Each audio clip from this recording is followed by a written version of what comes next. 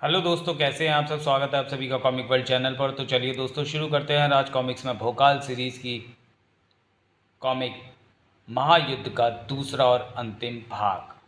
अपने उन शत्रुओं को समाप्त करने के लिए। ओह, ये तो मानव श्रेष्ठ भोकाल और हमारा पुत्र हनुमान है। शत्रु की तरफ देखते ही हतप्रभ रह गए पवन देव।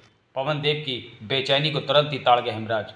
क्यों पवन देव, शत्रुओं को देखकर तुम्हारा विचार बदल गया या फिर ब्रह्मा जी का वरदान झूठा था? देव पिता ब्रह्मा का वरदान व्यर्थ नहीं जा सकता। हम तुम्हारे शत्रुओं से युद्ध अवश्य करेंगे। ब्रह्मा के वरदान ने पवन देव को विवश कर डाला था। ओह, एकाएक पवन इतनी तीव्र गति से कैसे चलने लगी। पवन का वेग बढ़ता ही गया। महाबली, पवन के वेग से हमारे पांव जमीन से उखड़ रहे हैं। लगता है पवन हमें अपने साथ बहा ले जाएगी। कौन है जो युद्ध के लिए माया का सहारा ले रहा है? वीर हो तो अपनी शक्ति का प्रदर्शन सामने आकर करो। गरज उठा था भोकाल, पर पवन देव वीरता में कहाँ कम थे। हम पवन देव हैं। पवन का ये वेग हमारी माया नहीं, हमारे आगमन का संकेत है वीर पुरुष। पवन देव, क्या आप हमारे विरुद्ध युद्ध करेंगे? पवन देव को देव भोकाल ही नहीं, वृत्ति के रूप में पवन पुत्र भी असमंजस में थे। धर्मपिता पवन देव क्या अधर्म का साथ देंगे? नहीं पवन देव, मैं आप जैसी पुण्यात्मा से युद्ध नहीं करूंगा। उत्तर पवन की उस चेतावनी ने दिया। सावधान, बातों में समय व्यर्थ न करो, युद्ध करो। अपने वीर होने का परिचय दो। उठाओ शस्त्र, नहीं तो हमारा प्रचंड वेग तुम्हें सेना समेत 100 योजन दूर उठाकर फेंक देगा। इधर वायु देव की शक्ति अपना प्रभाव दिखा रही थी। उधर भोकाल अभी भी निर्णय नहीं कर पा रहा था कि वो क्या करे। वृद्धवर, आप ही बताएं, संसार को जीवन दायनी वायु देने वाले देवता पर मैं कैसे वार कर सकता हूँ? महाबली, युद्ध क्षेत्र में युद्ध करना ही योद्धा का धर्म है। फिर चाहे पुत्र के सामने पिता ही क्यों ना हो। वृत्ति के रूप में पवन पुत्र स्थिति की गंभीरता को जान चुके थे, तभी हतोत्साहित भोकाल को अपने पिता से युद्ध करने के लिए प्रेरित कर रहे थे। वृद्ध के वचनों का भोकाल पर जादू जैसा असर हो रहा था। उसकी पकड़ शस्त्रों पर दृढ़ होती जा रही थी। भोकाल, वीर वही होता है जो हर चुनौती का उचित जवाब देना जानता है। पवन देव की इस चुनौती का भी उचित जवाब दो। याद रखो कि धर्म तुम्हारे साथ है, तुम्हारी विजय निश्चित है। आपने सत्य कहा वृद्धवर। धर्म की रक्षा के लिए मैं पवन देव से युद्ध करूंगा। भोकाल युद्ध के लिए तैयार था। पवन पुत्र मन ही मन पिता से युद्ध की आज्ञा मांग रहे थे। हमें युद्ध की आज्ञा दे पिताश्री। यदि आप ब्रह्मा जी के वरदान के कारण विवश है तो हम धर्म का साथ देने के लिए विवश है। वाह पुत्र, वास्तव में तुम बल बुद्धि विद्या में निपुण हो। तुम्हारी विजय हो। पवन देव ने अपने पुत्र को विजय का आशीर्वाद दे दिया। भोकाल के जवाबी आक्रमण से पवन देव की तंद्रा भंग हुई। पवन देव, प्रहारा की शक्ति से बनी यह विशाल दीवार आपके वेग को हम तक नहीं पहुंचने देगी। अच्छा प्रयास है, पर हमारी शक्तियों से तुम परिचित नहीं हो भोकाल। वायु का वेग बढ़ाते ही तुम्हारी दीवार ने हमें रास्ता दे दिया। हम पवन देव की शक्तियों से भली भांति परिचित हैं। भोकाल इनके सामने अधिक देर नहीं टिक सकेगा। पवन पुत्र की चिंता व्यर्थ नहीं थी। भोकाल, ये हमारी चक्रवात शक्ति तुम्हारे किसी भी वार को हम तक नहीं पहुंचने देगी, बल्कि तुम्हारे ही वारों को दुगनी तीव्रता से तुम्हारी ओर उछाल देगी। हमारे पास अस्त्र शस्त्रों की कोई कमी नहीं है पवन देव, ना ही शीश काटने वालों की। देखते हैं कब तक आपकी शक्ति आपका साथ देती है। पवन देव की शक्ति भीषण थी, जो वारों को दुगनी गति से वापस फेंक रही थी। लगता है पवन देव की यह शक्ति शीघ्र ही हमारी सेना को धराशायी कर डालेगी। उसी के साथ वैशी ठाका लगा उठा हेमराज। हा हा हा, चले थे हेमराज को सैकड़ों टुकड़ों में बांटने। पवन देव, अब बताओ भोकाल को कि हेमराज का शत्रु कैसे तड़प तड़प कर मरता है। हेमराज के कहने पर एक बार फिर आगे बढ़े पवन देव। अब उनके सामने आ खड़ा हुआ उनके जिगर का टुकड़ा। पिताश्री, रुक जाइए।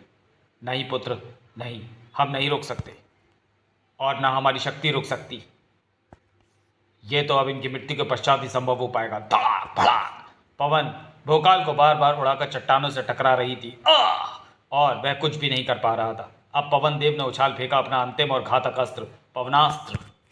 इसी के साथ दृढ़ होता चला गया उस संकट मोचक का चेहरा। पिताश्री के पवनास्त्र को भोकाल व उसकी सेना से नहीं, हमसे टकराना होगा। जिसे देख तड़प उठा एक पिता का हृदय। हट जाओ पुत्र, पवनास्त्र के सामने से हट जाओ। नहीं, क्योंकि आज अगर हम हट गए तो समाप्त हो जाएगा भोकाल, और अगर भोकाल समाप्त हो गया तो समाप्त हो जाएगी संपूर्ण मानवता। मानवता के रक्षक पुण्य के रखवाले के लिए आज एक देवता स्वयं का बलिदान देने पर उतारू था कि हो गया एक चमत्कार। हमें ऐसा लगा जैसे हमारे पिता ने हमारे शीश पर प्रेम से हाथ फिराया हो। वो भीषण पवनास्त्र पवन पुत्र की परिक्रमा करके अदृश्य हो गया। मात्र उस राम भक्त के चेहरे पर थी मुस्कान, बाकी सभी हक्के बक्के थे। तुम्हारा पवनास्त्र व्यर्थ गया पवनदेव, अपनी किसी और शक्ति को लाओ, समाप्त करो इन्हें। पवनास्त्र हमारा अंतिम अस्त्र था हिमराज, अब हम कुछ नहीं कर सकते। हम पराजित हो चुके हैं। पवनदेव पराजित होकर वापस लौट गए, लेकिन अभी हिमराज पराजित नहीं हुआ था। अच्छा हुआ पवनदेव वापस लौट गए, मुझे पराजितों की शक्ल से ही नफरत है। अब मुझे बुलाना होगा ऐसे देवता को मृत्यु जिसकी तासी है, यमराज। हिमराज के बुलावे पर तुरंत प्रकट हुए यमराज, जिन्हें बुलाने का आशय हिमराज ने उन्हें अगले ही क्षण समझा दिया। मुझे अपने इन शत्रुओं की मृत्यु चाहिए, यम। पवनदेव जिसका बाल बांका ना कर सके यमदेव, उनका क्या बिगाड़ पाएंगे। पवन की तरह, पर्वत की तरह सीना ताने खड़ा था भोकाल, लेकिन दूसरे ही जनरेट के ढेर की तरह ढह गया। फड़ाक! यम स्वयं जिसके प्राण हरने आए, उसे ब्रह्मांड की कोई भी शक्ति नहीं बचा सकती। उसकी मृत्यु हर दिशा में निश्चित होती है मूर्ख। जो महाबली होते हैं वे मृत्यु का मुंह मोड़ना खूब जानते हैं। सही कहा, लेकिन ऐसा महाबली अभी ब्रह्मांड के किसी कोने में पैदा नहीं हुआ जो यम का मुंह मोड़ सके। परंतु यह बात तुम्हारी समझ में आने से पहले तुम्हें मौत आ जाएगी। यमराज ने उसे चट्टान पर दे मारा। फड़ाक! टकराव इतना भीषण था कि भोकाल के अंग अंग में पीड़ा की लहरें दौड़ गई। उसने दोबारा उठने की कोशिश की, लेकिन उठ ना पाया।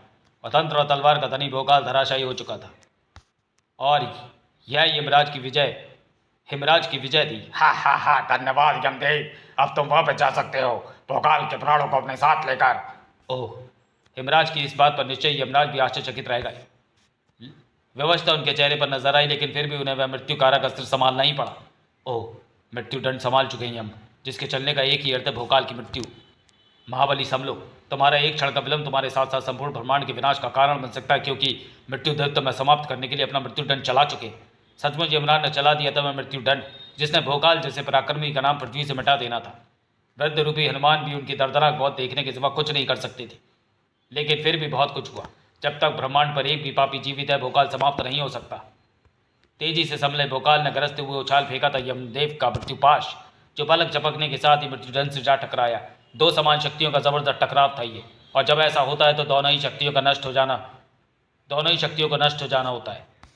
इसी के साथ हिमराज की तरफ पलटे मृत्युदेव। क्षमा करना हिमराज, मेरी सभी शक्तियों के साथ मृत्युदंड को भी भोकाल ने पराजित कर दिया, और पराजित होने के पश्चात हमारा यहाँ ठहरने का कोई औचित्य नहीं। हम वापस जा रहे हैं। अच्छा हुआ भोकाल ने हमें पराजित कर दिया, अन्यथा उसके प्राण हर कर हम स्वयं को कभी क्षमा नहीं कर पाते।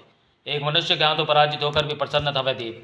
इधर भोकाल ने अति क्रूर और धनुषों का चट्टान के नीचे से निकाला। अब तीनों पराक्रमी दृढ़ कदमों से आगे बढ़ रहे थे, और उनका लक्ष्य था हिमराज। लेकिन उनके आगे बढ़ते कदम अचानक रुक गए, क्योंकि उनकी आंखों को दिख रहा था वह अविश्वसनीय दृश्य। हा, ये एकाएक 10 हिमराज कहाँ से प्रकट हो गए? हमें भ्रमित करने के लिए हिमराज ने माया रची थी। सभी हिमराजों को समाप्त करना शुरू करो, उनमें से एक तो वास्तविक हो गई। इस कार्य में तुम्हारा सहयोग देने मैं भी आ गया हूँ। अपना धनुष बाण संभाले धनुषा भी आगे बढ़ा, और भोकाल व अति क्रूर के साथ हिमराज के 10 रूपों को नष्ट करने में जुट गया। तीनों के साथ विद्युत की सी तेजी के साथ चल रहे थे, उन 10 रूपों में मौजूद हिमराज के वास्तविक रूप को समाप्त करने के लिए। लेकिन कहाँ जानते थे वे कि बाकी 9 की तरह 10वां हिमराज भी माया का ही एक रूप था। वास्तविक हिमराज तो अपने मायावी रूपों से दूर खड़ा स्तब्ध सामने के सारे दृश्य को देख रहा था। अचानक मेरे 10 रूपों ने प्रकट होकर मुझे मेरे शत्रुओं से बचा लिया। इसका सीधा सा अर्थ है कि अपनी कपट माया के साथ मेरी सहायता को आ पहुंचे हैं कपट गुरु। तुम्हें संकट में देखकर हमें आना ही पड़ा हिमराज। आओ तो मैं दिखाता हूँ अपनी कपट विद्या का एक और चमत्कार। आकाश से नीचे पहुंची उस तेज चमक ने हिम की सतह से टकराकर भीषण रूप धारण कर लिया। ओह ये तेज चमक! ओह! भीषण चमक ने तीनों को आंखें बंद करने और पीड़ा से कराने के लिए बेवश कर दिया। कुछ क्षणों बाद जब तीनों की आंखें खुली तो वे आश्चर्य से फटी की फटी रह गई। अरे ये मैं कहाँ आ गया? अतिक्रूर और धनुषा कहाँ है? इस विचित्र और रहस्यमय स्थान पर मुझे किसने पहुँचाया? भोकाल और अतिक्रूर यहाँ कहीं नजर नहीं आ रहे।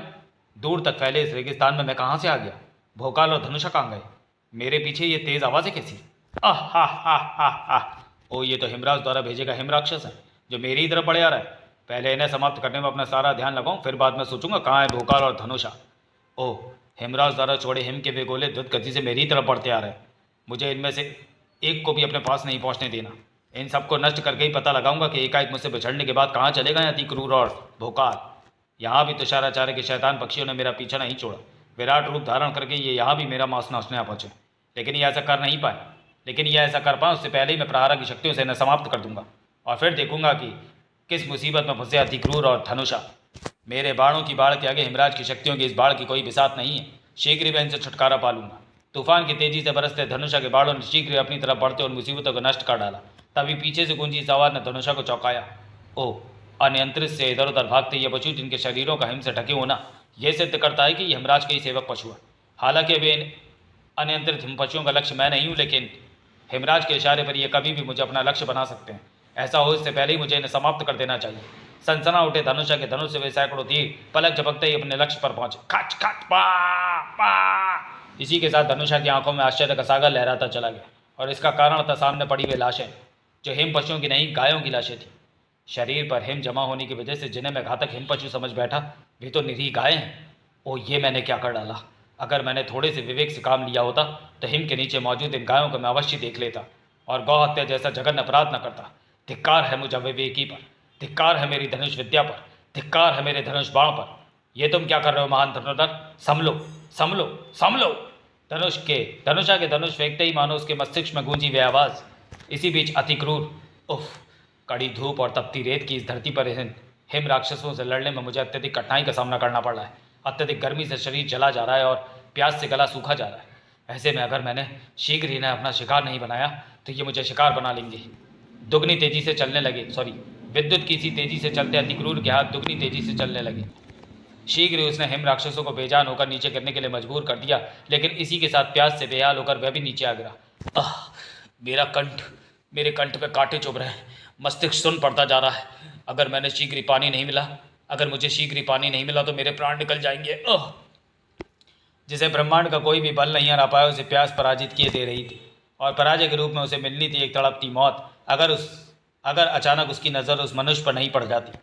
वह वृद्ध मनुष्य, उसके पास पानी की मश्क दिखाई दे रही है मुझे। अगर वह मुझे पानी दे दे तो मेरे प्राण बच सकते हैं।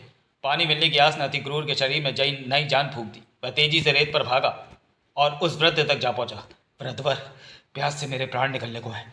आपके पास पानी है, मुझे पानी दे दीजिए, मेरे प्राण बच जाएंगे। तुम युवा हो, शक्तिशाली हो, तुम पानी के बिना कुछ देर जीवित रह सकते हो, परंतु मैं जर्जर बूढ़ा पानी के बिना कुछ पलों में ही मर जाऊंगा। मेरी मश्क में थोड़ा ही पानी है और मुझे उस पानी की तुमसे ज़्यादा आवश्यकता है, इसलिए मैं तुम्हें पानी नहीं दूंगा। पानी की भीषण प्यास ने अति क्रूर की सोचने समझने की शक्ति छीन ली। क्रोध से गरज उठा वह, मैं पानी के लिए तड़प तड़प कर नहीं मरना चाहता, मुझे पानी चाहिए किसी भी मूल्य पर। दंताक का एक तेज प्रहार करके अति क्रूर ने वृद्ध के हाथों से मश्क छीन ली और पानी। अपनी प्यास बुझाते अति क्रूर को पानी के रूप में जीवन मिल गया था, लेकिन उसके लिए उसे किसी का जीवन लेना पड़ा था। यह बात अति क्रूर को तब समझ आई जब प्यास बुझने के बाद उसके सोचने समझने की शक्ति वापस आई। ओह, ये मैंने क्या किया? अपनी शक्ति के नशे में चूर होकर अपना जीवन बचाने के लिए मैंने एक निर्बल जर्जर वृद्ध की हत्या कर दी। धिक्कार है ऐसी शक्ति पर जो निर्बलों का जीवन बचाने की जगह अपने स्वार्थ के लिए उनके जीवन का अंत करे। धिक्कार है इस प्रलंकारी कहे जाने वाले दंताक पर जो निर्बलों के प्राण हरता है। ये तो मैं क्या हुआ शक्तिमान? संभलो संभलो संभलो। दंताक को एक तरफ फेंकते अति क्रूर को उसके मस्तिष्क में गूंजी उस आवाज़ ने मानो झकझोर कर रख दिया। इधर भोकाल भी ऐसी स्थिति से गुजर रहा था। पक्षियों की लड़ाई में उसका प्रहारा भी गिर गया था। ओह, ये तो बहुत ही भयंकर और घातक है। इन्हें समाप्त करने के लिए मुझे दिव्यास्त्र का प्रयोग करना होगा। काली माँ की खड़क एकदम सही रहेगी इनका संहार करने के लिए। ओह, काली माँ की खड़क से उन पक्षियों का कुछ भी नहीं बिगड़ा, लेकिन ये सुदर्शन चक्र अवश्य इनके सैकड़ों टुकड़े करेगा। ओह, सुदर्शन चक्र भी बेकार साबित हुआ, और साथ ही बेकार साबित हुए अन्य दिव्यास्त्र भी। ओह, जाने कैसे मायावी पक्षी हैं, ये किसी भी तरह समाप्त नहीं हो रहे। अब तो इनसे छुटकारा पाने का एक ही उपाय है कि समाप्त करने की बजाय इन्हें बंदी बनाया जाए, और ये काम प्रहारा आसानी से कर सकता है। लेकिन इन मांस नौचने वालों के होते प्रहारा को पाना मुश्किल है। कुछ क्षण के लिए इनका ध्यान बटाया जाए तो मैं प्रहारा को पा सकता हूँ। वह मानव शव एकदम ठीक रहेगा। मैं उस शव को उनकी तरफ उछालूंगा तो वे उसे नोचने के लिए अवश्य उस पर झपटेंगे। इस तरह वे कुछ क्षणों के लिए मेरी तरफ से बेखबर हो जाएंगे। मुझे प्रहारा उठाने का अवसर मिल जाएगा। भोकाल ने उस मानव शरीर को उठाकर उन पक्षियों की तरफ उछाल दिया। जैसे ही दोनों पक्षी उसकी तरफ झपटे, भोकाल को प्रहारा उठाने का अवसर मिल गया। लेकिन जैसे ही वह प्रहारा सिर पर रखकर पलटा, आई आ, वैसे ही गूंजी वह रोंगटे खड़े कर देने वाली चीख जो उस मानव के कंठ से निकली थी, जिसे वह शव समझकर उठा भयंकर पक्षियों के सामने फेंक चुका था। ओह, वह तो जीवित है। इसका तात्पर्य वह वहाँ अचेत पड़ा था। मुझे उसे बचाना होगा, अन्यथा वो पक्षी उसका मांस नोच खाएंगे। भोकाल तेजी से आगे बढ़ा, लेकिन अपने उद्देश्य में सफल नहीं हो पाया, क्योंकि दोनों पक्षी उस मानव का सारा मांस नोच चुके थे। उफ, एक जीवित मनुष्य को इन पक्षियों ने कंकाल बना डाला, और ऐसा मेरे कारण हुआ। मैंने ही अपने प्राण बचाने के लिए उसे इन पक्षियों के आगे फेंक दिया था। कैसा महाबली हूं मैं, अपने प्राण बचाने के लिए जो दूसरों के प्राणों की आहुति दे डालता है। धिक्कार है मुझ पर। अपने आप को धिक्कारते हुए भोकाल की निगाहें अभी भी उन पक्षियों पर टिकी थी। जो द्रुत गति से उसकी तरफ बढ़ रहे थे।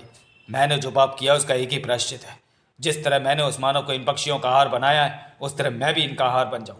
यह क्या मूर्खता कर रहा हूं महाबली? उठो! अपने आप को पक्षियों का आहार बनाने को तत्पर भोकाल के मस्तिष्क को अचानक वह आवाज झंकृत करती चली गई और सारे शरीर को झकझोरती चली गई। संभालो अपने आप को पराक्रमियों, मृत्यु तुम सबके सिरों पर मंडरा रही है। उफ, ये मुझे क्या हुआ था? लड़ते लड़ते मैं सो गया था क्या? मेरा मस्तिष्क एकाएक अंधेरे में कैसे डूब गया था? तीनों के मस्तिष्क जैसे ही जागृत हुए वैसे ही उन्हें अपनी स्थिति का आभास हुआ। मैंने अपना तंताक क्यों फेंक दिया? मेरा धनुष मेरे हाथों से कब छूटा? मेरे सिर से प्रहारा जमीन पर कैसे पहुंचा? तभी तीनों के कानों में एक बार फिर गूंजी वृद्ध की आवाज, सावधान पराक्रमियों, तुम्हारे पीछे से संकट तुम तक पहुंचने ही वाला है। वृद्ध की उस आवाज ने मानो तीनों के शरीरों में फुर्ती का तूफान भर दिया। तीनों तेजी से पलटे और अपनी तरफ बढ़ने वाले संकटों पर एक नजर डालते ही अपने अपने हथियारों पर झपटे। पलक झपकते ही तीनों के हथियार उनके हाथ में थे और उन हथियारों के बल पर वो अपनी तरफ बढ़ने वाले संकटों का विनाश करने में जुट गए थे। सही समय पर हम इन्हें उस कपटी की कपट माया से बाहर निकाल लाए, अन्यथा वह उस माया के बल पर इनके मस्तिष्क में ग्लानिता भरकर इन्हें समाप्त करने में सफल हो जाता। तीनों योद्धा माया युद्ध में मानसिक रूप से हार जाते तो वास्तविक युद्ध में भी वे हथियार नहीं उठा पाते। वृद्ध के चेहरे पर संतोष के चिन्ह नजर आ रहे थे, जबकि असंतोष और क्रोध का तूफान आया होता तुषाराचार और हेमराज के चेहरों पर। आपकी कपट माया विफल हो गई गुरुदेव। कैसे हुआ ऐसा? मैं स्वयं चकित हूँ कि आखिर ये मेरी कपट माया से बच कैसे गए। अब इन्हें अपनी कपट माया के ऐसे चरण में फंसाने की सोचो जिससे इनकी आत्मा भी बाहर न निकल पाए। वह कपटी अब अपना कपट चक चलाता, उससे पहले ही उस धनुर्धर के तीर चल गए जो उस कपटी की गर्दन के साथ साथ उसके प्राण पखेरु भी ले उड़े। खच खच खच! अपने कपट गुरु की तरह अब तू भी अपने मृत्यु देवता के पास पहुंचने की तैयारी कर ले हिम शैतान। हेमराज मृत्यु के पास पहुंचने के लिए नहीं, अब तू अपने शत्रु को वहां पहुंचाने के लिए पैदा हुआ है। हेमराज के हाथों से छूटे हिम शक्तियों के उस तूफान ने तीनों को ले जाकर दूर फेंक दिया। ओह उफ! ओह, इस बार अत्यधिक भयंकर है हेमराज की शक्तियां। तुम्हारा कहना उचित है महाबली। वास्तव में भयंकर है हेमराज की शक्तियां और इन शक्तियों से तुम यहाँ पार नहीं पा सकते। इसके लिए तुम्हें सूर्य की भूमि को अपनी रणभूमि बनाना होगा।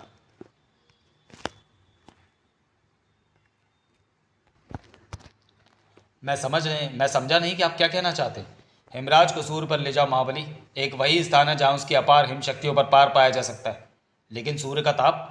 भोकाल की बात पूरी होने से पहले ही मुस्कुराकर बोले विद्वर, मानवता कल्याण के इस कार्य में देवता तुम्हारे साथ है। सूर्य का ताप तुम्हारा कुछ नहीं बिगाड़ पाएगा महाबली। वृद्ध के शब्दों ने ऐसा ढांढस बताया भोकाल को कि वह बिना कोई क्षण गवाए हवा में लहराया और तेजी से हिमराज को दबोच कर आसमान की गहराइयों की तरफ उड़ चला। हमारा परम भक्त भोकाल तुम्हारे पास आ रहा है सूर्यदेव। अगर उसे जरा भी आँच आई तो हमें एक बार फिर तुम्हें अपने मुंह में रखने के लिए विवश होना पड़ेगा, और अगर इस बार ऐसा हुआ तो ब्रह्मांड की कोई भी शक्ति तुम्हें हमारे मुख से मुक्ति नहीं दिला पाएगी। वाह, धमकी दे दी हनुमान जी ने सूर्य को।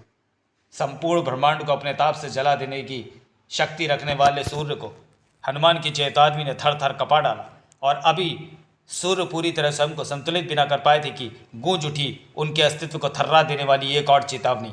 सावधान सूर्य, मैं प्रचंडास्त्र धारक महारावण तुम्हें चेतावनी देता हूँ कि हमारे भाई हिमराज के शरीर पर तुम्हारे ताप की जरा भी आँच आई तो मेरे क्रोध के भाजन बनोगे तुम। महारावण की इस चेतावनी के साथ ही बुरी तरह विचलित नजर आने लगे सूर्यदेव। इंद्र से ना छिपी रही सूर्य की वह स्थिति। एक तरफ तुम्हें निकल जाने को तत्पर वीर हनुमान है और दूसरी तरफ तुम्हारे अस्तित्व को मिटाने को तैयार महारावण है। किसके कोप का भाजन बनना चाहोगे मित्र?